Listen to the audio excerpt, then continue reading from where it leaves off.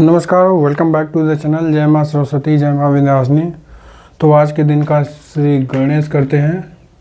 तो आज के दिन की शुरुआत करते हैं हमारे अनुच्छेदों में, जहाँ पर हमने अनुच्छेद आज इस समय हम कर रहे हैं। इसमें से हमारा भाग 1 और भाग 2 हो चुका है। इसमें हम अब भाग 3 में अनुच्छेद 12 से लेकर 35 तक के अनुच्छेदों को हम पढ़ते हैं। 12 से लेकर 35 तक के अनुच्छेदों को हम पढ़ते हैं, जो हमारा पहला नागरिकता से और दूसरे अब मौलिक अधिकारों से जुड़ा हुआ है। हमारा मौलिक अधिकार जो है, इस देश में हमारे मौलिक अधिकार क्या क्या हैं, जो आपको फंडामेंटल राइट मिलते हैं। आपको जीने का अधिकार, अपने काम करने का अधिकार है। कई सारे अधिकार हैं जो यहाँ पर निम्नलिखित हैं।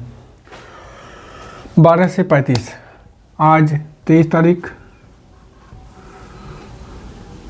संविधान में हम आज भाग 3 में फंडामेंटल राइट यानी मौलिक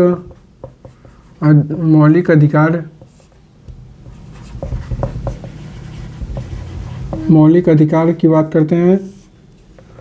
मौलिक अधिकारों में यह भारत का मैग्ना कार्टा कहलाता है, यानी यह अमेरिका से लिया गया है। अमेरिका में भी फंडामेंटल राइट है, वहाँ पर भी फंडामेंटल राइट को मैग्ना कार्टा, मौलिक अधिकार को भी मैग्ना कार्टा कहा जाता है। वहाँ पर एक मैग्ना कार्टा कानून है जो फंडामेंटल राइट की ही तरह है, जो व्यक्ति को उस देश में जो चीज़ें अधिकार देती है, वहाँ पर मैग्ना कार्टा कहलाता है फंडामेंटल राइट को। यहाँ पर हमारा मौलिक अधिकार मैग्ना कार्टा उस बेस से कहलाता है। लगभग हम अमेरिका से लिया गया है, सीधी सी बात है। तो इसका हम आर्टिकल अगर देखें तो आर्टिकल 12 से लेके 35 तक है। 12 से लेके 35 तक है। हम अगर 1 से लेके 11 तक हम पढ़ चुके हैं, जो हमारे नागरिकता से संबंधित है, हमारे राज्य और उनके क्षेत्र से संबंधित है, पहला और दूसरा भाग। और तीसरा भाग मौलिक अधिकारों से संबंधित है, जो हमारा आर्टिकल, हम इधर आर्टिकल लिख रहे हैं। और आर्टिकल 12 में हमारे राज्य की परिभाषा दिया गया है। राज्य की परिभाषा दिया गया है। राज्य की परिभाषा दिया गया है। इसमें राज्य लोगों के अधिकार क्या क्या दे सकती है और क्या क्या काट छांट कर सकती है, क्या क्या मौलिक अधिकारों को रोक सकती है, वो सारी चीज़ें इसमें व्याख्यानित है। राज्य की परिभाषा दिया गया है। और आर्टिकल नंबर 13 में राज्य मौलिक अधिकार पर नियंत्रण करने की विधियाँ, मौलिक 13 नंबर है, मौलिक अधिकारों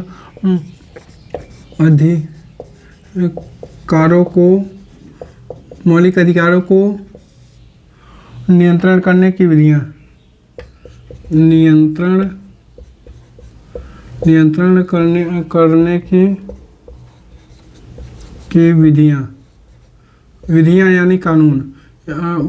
हम जैसे कि बाह्य आक्रमण हुआ, आंतरिक अशांति हुई, तो इसमें से यह लिखा गया है कि मौलिक अधिकार को हम नियंत्रित कर सकते हैं। क्या क्या आपको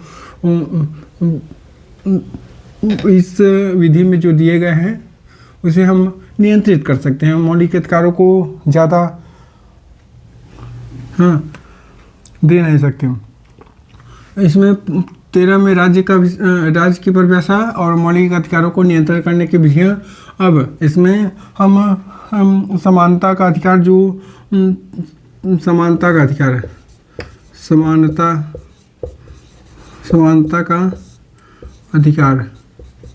समानता का अधिकार में आर्टिकल 13, 14 से लेके 18 तक के हैं। समानता का अधिकार, हर व्यक्ति समान है इस देश में। और यहाँ पर अगर हम 14 की बात की जाए तो कानून के समक्ष समानता का अधिकार, कानून के समक्ष समानता का अधिकार। इसमें भी आपको अपवाद मिलेंगे। अभी हम आर्टिकल को, जो आर्टिकल में है मुख्य बातें, हम उसे पूरा कर रहे हैं। जब हमारा 395 अनुच्छेद पूरा हो जाएगा तब हम इसके अंदर की बातें करेंगे। लेकिन अभी हम यहाँ पर एक लाइन में आर्टिकल की बात कर रहे हैं। इसमें भी हर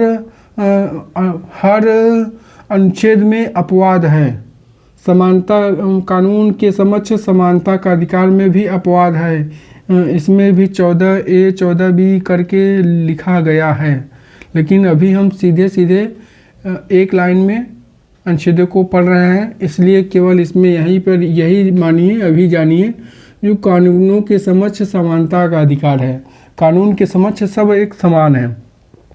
और 15 आर्टिकल में धर्म, जाति, लिंग और जन्म स्थान आदि के आधार पर भेदभाव नहीं किया जाएगा।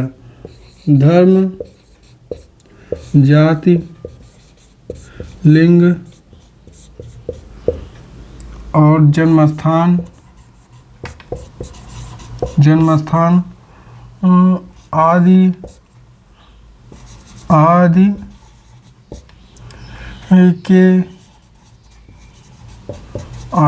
आदि के आधार पर भेदभाव नहीं किया जाएगा।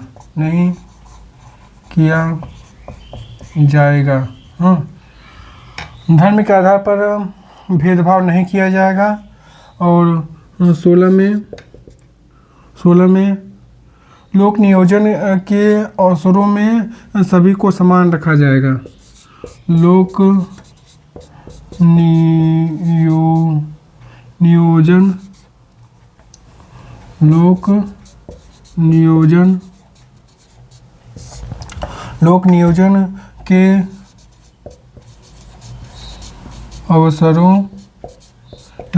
के अवसरों में सभी को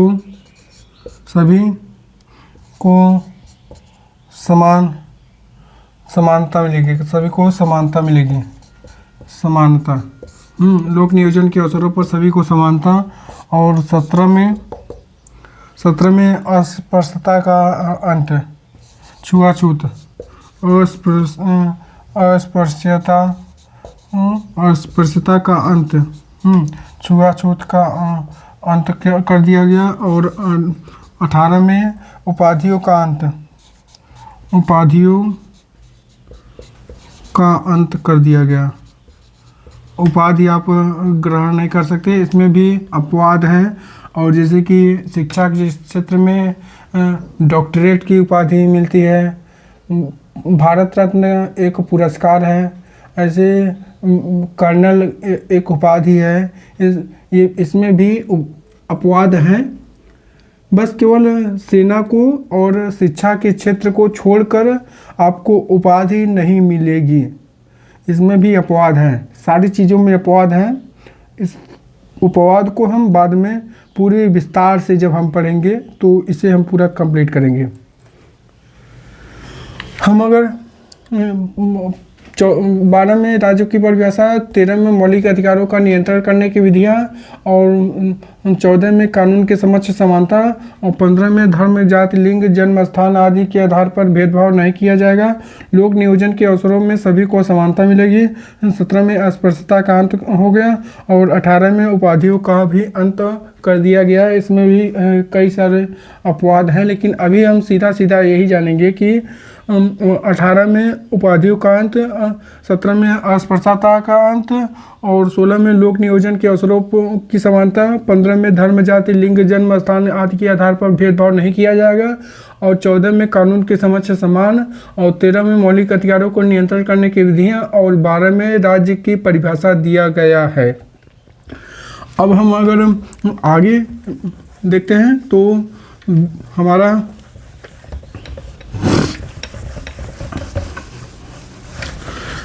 हम 18 से आगे अगर 19 की बात करते हैं तो स्वतंत्रता का अधिकार है।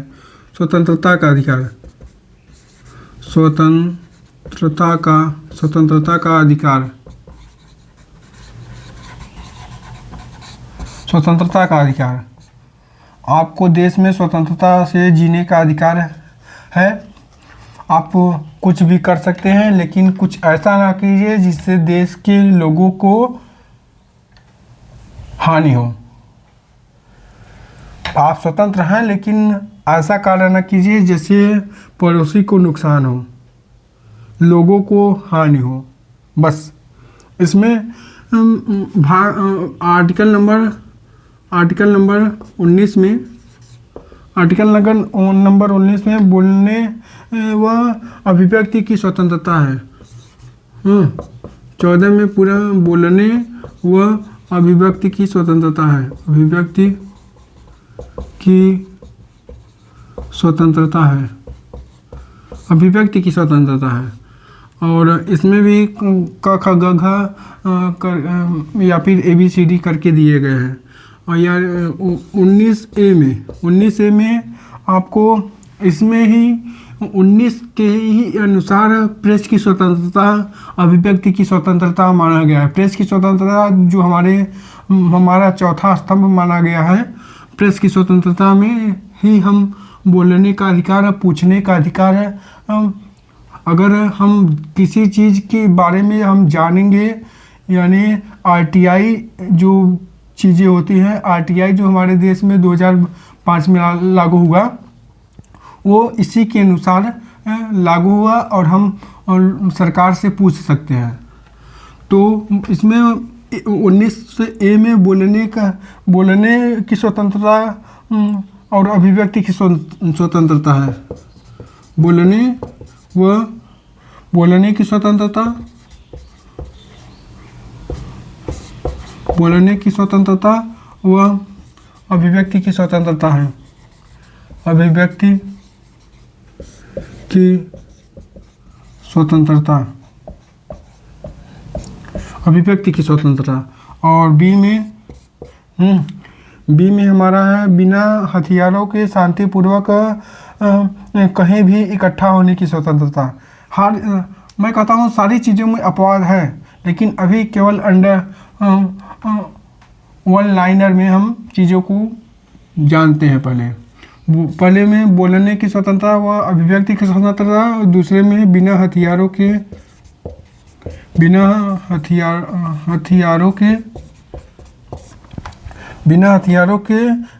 कहीं भी शांतिपूर्वक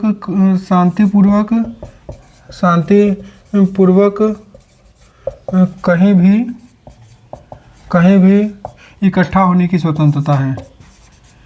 इकट्ठा होने की स्वतंत्रता है, शांतिपूर्वक है। ये नहीं कि आप लाठी डंडा बंदूक लेकर आप संसद पर चले जाएं कि हमारे देश के लोगों को शिक्षा क्यों नहीं मिल रही है। आप इसका भी शांतिपूर्वक हल ढूंढ सकते हैं।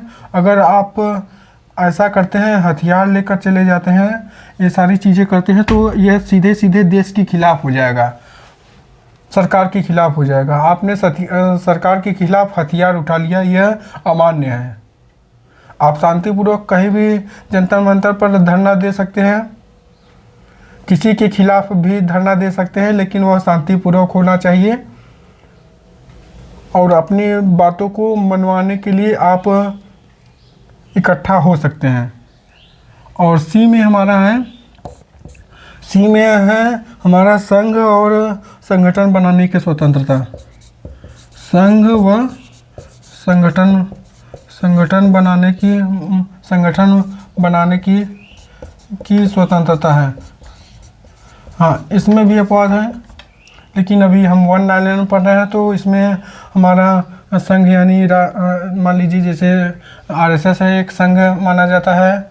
और संगठन यानी पार्टी, जैसे मान लीजिए पार्टियां जब चुनाव लड़ती हैं तो एक पार्टी संगठन बनाकर चुनाव लड़ती हैं, इसके अंडर आता है।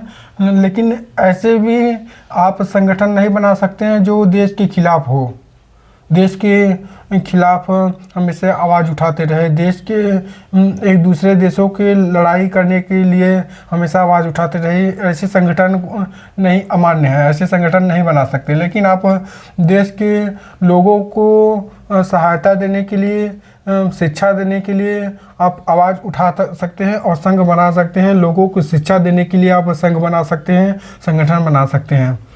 और सी में संघ बनाने की स्वतंत्रता। और डी में आप कहीं भी देश में कहीं भी आने जाने की स्वतंत्रता है। देश में कहीं भी आने जाने की स्वतंत्रता है, आने जाने की स्वतंत्रता है। देश में कहीं भी आने जाने की स्वतंत्रता है। और ई में देश में कहीं भी किसी भी क्षेत्र में रहने की स्वतंत्रता है। देश में कहीं भी रहने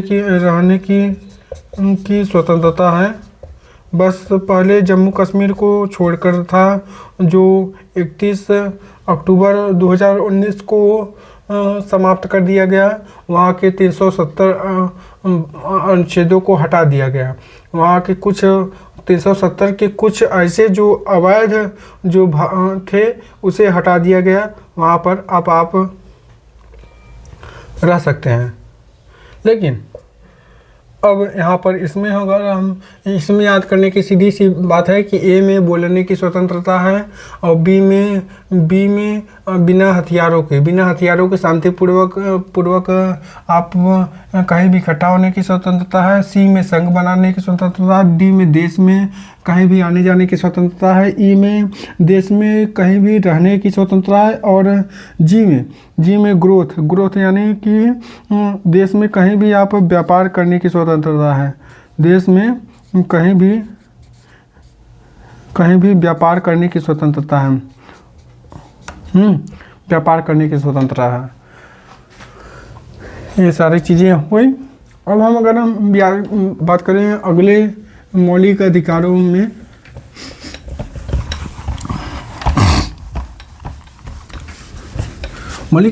अगले मौलिक अधिकारों में हमारा अगर हम देखें तो 20 में हमारा है अपराधों के दोष सिद्धि के संबंध में संरक्षण।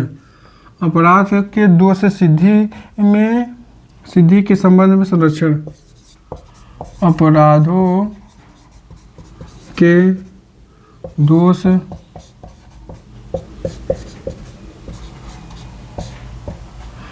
सिद्धि के संबंध में संरक्षण।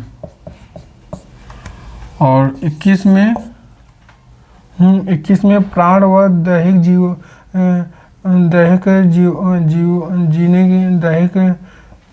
जीने की स्वतंत्रता। प्राण व दैहिक जीने की स्वतंत्रता। प्राण व दैहिक जीवन की स्वतंत्रता। और 21 में हमारा 21A में जोड़ा गया हमारा शिक्षा का अधिकार। शिक्षा का अधिकार जो 86वें संविधान संशोधन 2002 में लाया गया। यह शिक्षा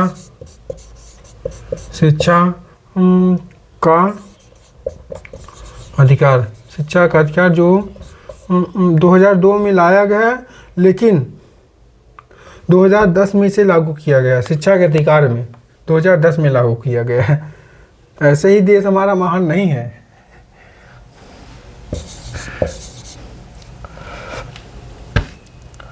बाईस में हमारा 22 में कुछ दशाओं में गिरफ्तारी से संरक्षण। कुछ दशाओं में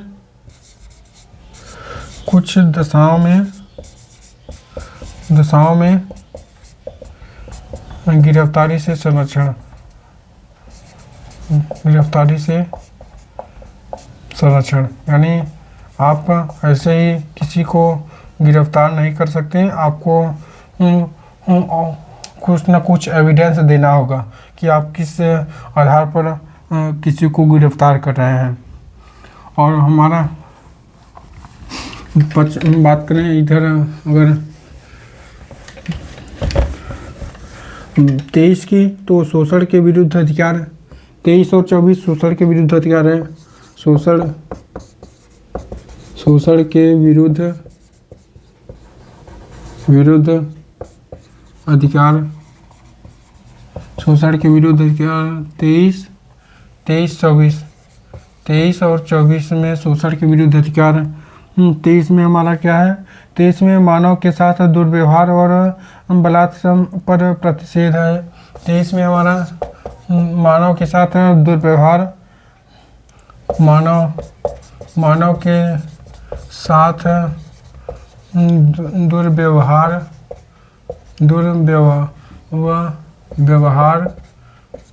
दुर्व्यवहार व बलात्श्रम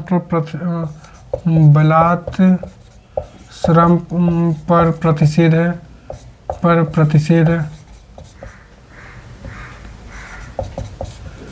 यानी मानव के साथ दुर्व्यवहार, अमानवीकृत लोगों, अगर आप अमीर हो जाए, मान लीजिए आप ऐसे गरीब को रख ले, अमानवीकृत करें और फिर उसे काम कराएं और पैसा न दें, ये सारी चीज़ें इस शोषण के विरुद्ध अधिकार है। उसे भी जीने का अधिकार है, उसे भी अपने खुलकर काम करने का अधिकार है। और अगर ऐसा नहीं है कि अब आप रख लीजिए, उसे काम करवाते रहिए, मारते रहिए और फिर पैसा न दीजिए, शोषण नहीं चलेगा। ये इसमें संविधान में आपके खिलाफ कार्रवाई की जाएगी। और 24 में हमारा है कल कारखानों में भारी काम नहीं किया जाए, करवा सकते हैं 14 वर्ष से कम आयु वाले बच्चों के साथ। कारखानों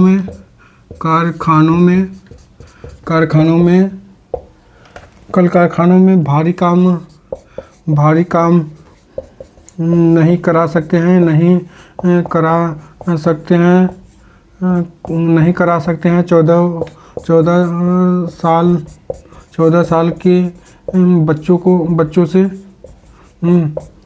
से थोड़ी हल्की फुल्की अगर मजदूरी हो तो कर सकते हैं, लेकिन आप ऐसे भारी काम कर दीजिए जैसे कि जहाँ सरिया आग तप रहा है, और फिर हथियार बनाए जा रहे हैं, वहाँ पर ऐसे बच्चों को, या फिर बहुत बड़ी कंपनी है जो आग से चीज़ें बनाई जाती हैं, ये इसमें सारी चीज़ें जैसे ईंट भट्ठों पर जो हमारे बुझवा होते हैं, यानी जो हमारे कोयला पकाते हैं, जो ईंट पकाते हैं, उसमें 14 साल के बच्चों को नहीं रखा जा सकता है। 24 हो गया।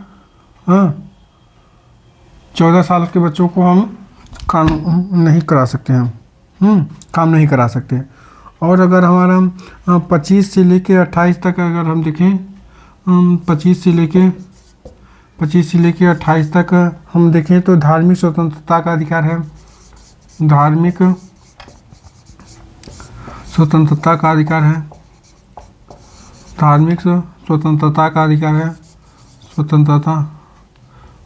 धार्मिक स्वतंत्रता का अधिकार।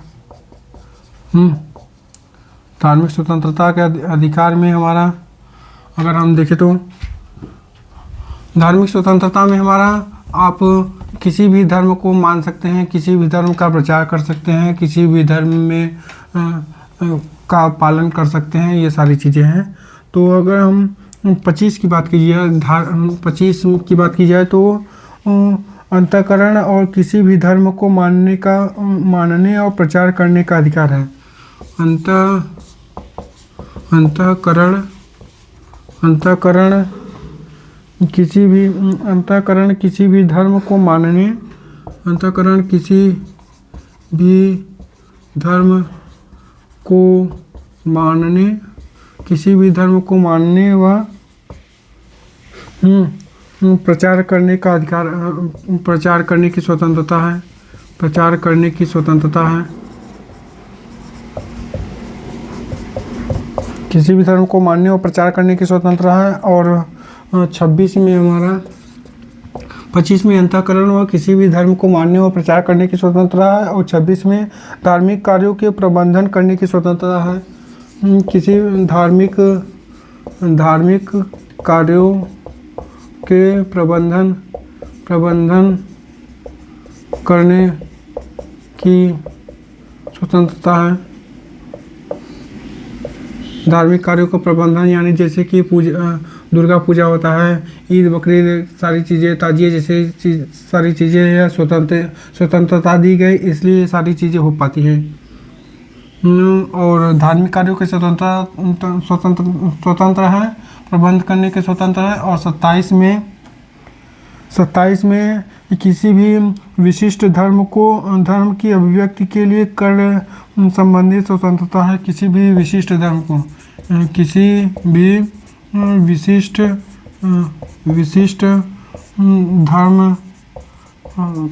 धर्मों से अभिव्यक्ति के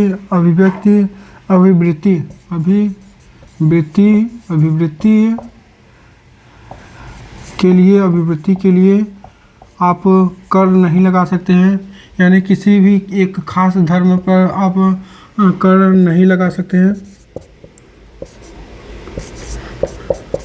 कर नहीं लगा सकते हैं। हाँ। और 28 में है हमारा सरकारी शिक्षण संस्थान में धार्मिक शिक्षा नहीं दी जाएगी। सरकारी शिक्षण संस्थान में आप अपना चाहे जो करिए। सरकारी शिक्षण संस्थान में सरकारी शिक्षण संस्थान में आप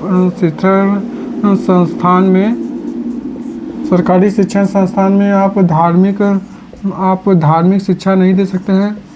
धार्मिक शिक्षा नहीं दे सकते हैं। और उसमें शामिल होने का भी आवश्यकता नहीं हो।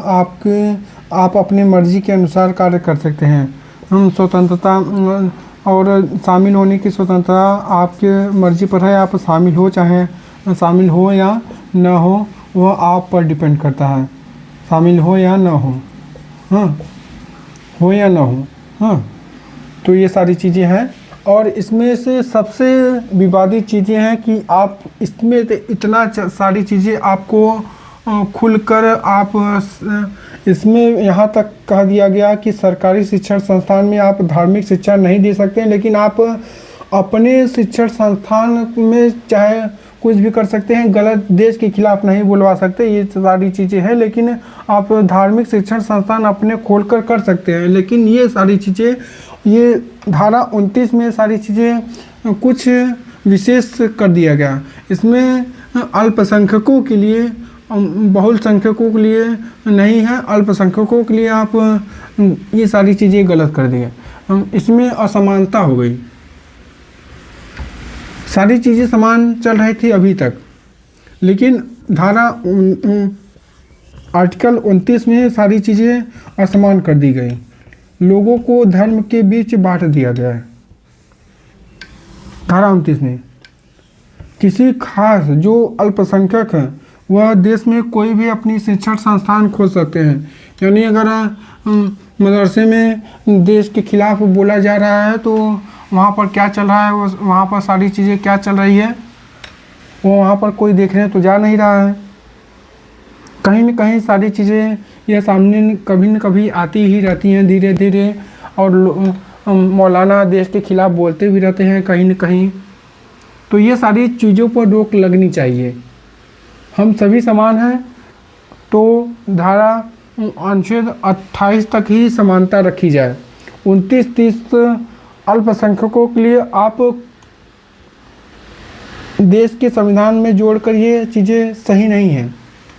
हम सभी समान हैं, आप कुछ भी करिए देश के लोगों के लिए करिए, देश के हर वहाँ पर आप ऐसा कार्य करिए जो किसी खास के लिए ना हो, सब के लिए हो। जैसे कि अगर आप अपनी शिक्षण संस्थान भी अलग से खोलते हैं तो वहाँ पर सभी धर्मों के लोग आ जा सके, ये सारी चीज़ें होनी चाहिए। लेकिन आप शिक्षण संस्थान खोलकर किसी खास धर्म को बुलाकर आप ऐसी बातें बताएं, ऐसी बातें सुनाएं जो देश के खिलाफ हों, यह चीज़ें सही नहीं है। यही चीज़ें धारा अनुच्छेद 29 और 30 में बताई गई। अल्पसंख्यकों के विशेष अधिकार दे दिए गए। 29 धारा 29 में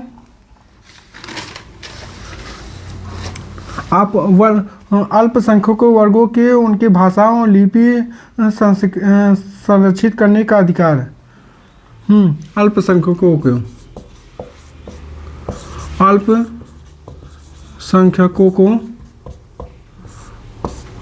अल्पसंख्यकों को उनके भाषा लिपि और संस्कृति, भाषा लिपि संस्कृति को संरक्षित करने का अधिकार, संरक्षित करने का अधिकार। यहाँ तक तो चलिए ठीक था। ये जो 30 जोड़ दिया गया सबसे खतरनाक 30 है, सबसे खतरनाक 30 है। अल्पसंख्यकों को अपने शैक्षणिक संस्थान संचालित करने का अधिकार देता है। अल्पसंख्यकों को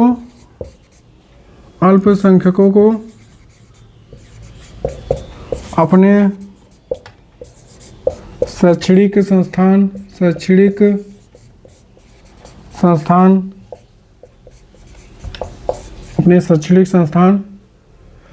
संचालित करने का अधिकार देता है। संचालित करने का अधिकार देता है।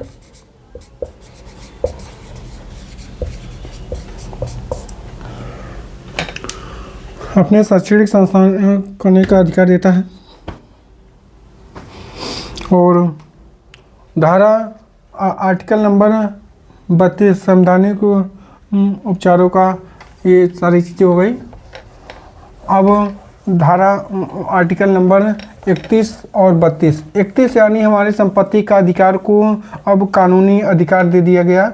न्यायिक पुनर्वलोकन आप कर सकते हैं, आप कोर्ट जा सकते हैं, लेकिन इसमें संपत्ति के अधिकार में आपके मौलिक अधिकारों से हटा दिया गया।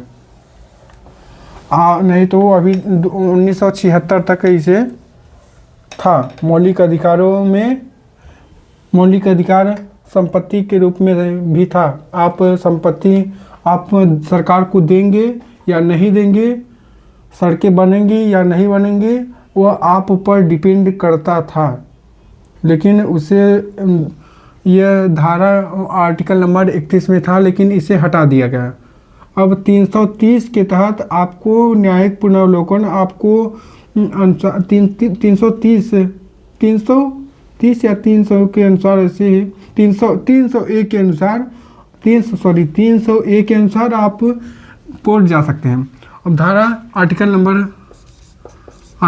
32 में, आर्टिकल नंबर 32 में आप सीधे सुप्रीम कोर्ट जा सकते हैं। आपके अगर अगर आपके मौलिक अधिकारों का हनन किया जा रहा है सरकार द्वारा, राज्य सरकार द्वारा, तो लोगों के द्वारा अगर आपको आपके मौलिक अधिकारों का हनन किया जा रहा है तो आप सीधे सुप्रीम कोर्ट जाकर सीधे स्पष्टीकरण मांग सकते हैं। राज्य सरकार सीधे फटकार लगाएगी सुप्रीम कोर्ट को, रिट जारी कर सकता है। इसमें भी रिट 5 प्रकार के होते हैं। ये कुछ ये आर्टिकल के अंदर की बातें हैं, लेकिन अभी वन लाइनर में हम जानते हैं रिट संबंधित अधिकार, रिट संबंधित अधिकार का प्रावधान है। और 33 में हमारे मौलिक अधिकारों को लागू करने में संसद की शक्ति, मौलिक अधिकारों को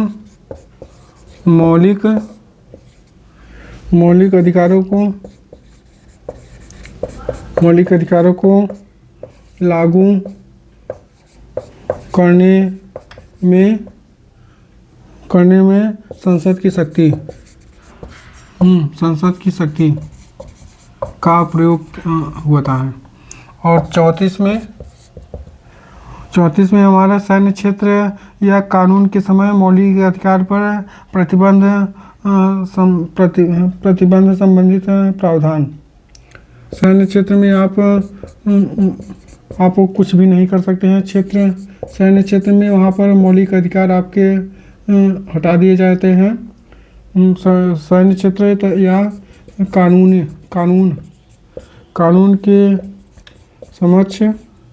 कानून के समय मौलिक अधिकार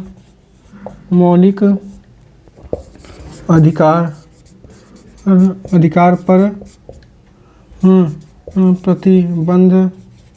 प्रतिबंध संबंधित प्रावधान है।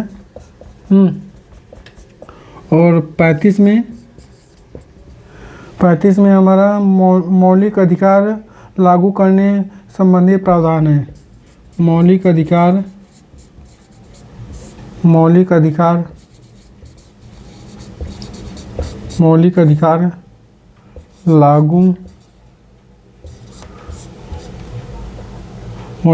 लागू करने